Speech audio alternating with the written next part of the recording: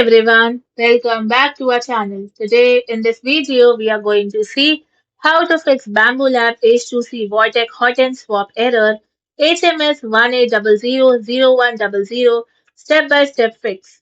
Fix 1. Clear debris and inspect the magnets. First turn off the printer and remove the Vortek hotend from the tool head or hotend rack. Then inspect the hotend dock and remove any filament scraps, dust or other debris. Then check the front and rear magnets on the hotend and make sure they are securely attached and not cracked or missing. Now inspect the hall sensor area on the induction hotend dock and clean away any debris that could interfere with detection. 6. 2. Check for filament obstructions. A small piece of filament can prevent the hot end from docking correctly. So inspect the top of the induction hot end heat sink and the tool head mounting area. Remove any broken filament or plastic strands protruding from the hot end and trim any excess filament so it sits flush with the hot end. 6. 3. Manually separate the tool head and rack. Turn off the printer and carefully separate the tool head from the hot end rack if they are locked together.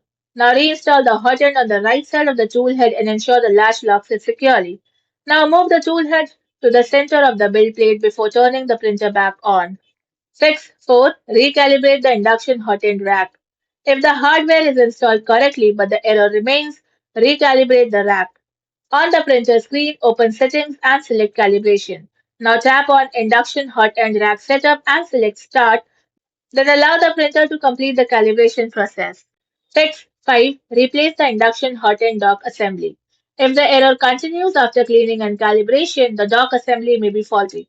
So inspect the induction hot end dock for physical damage and replace the dock assembly if the hall sensor or dock mechanism has failed.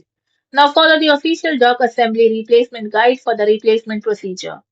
Thank you for watching, and for more such informative videos, do like, share and subscribe to our channel.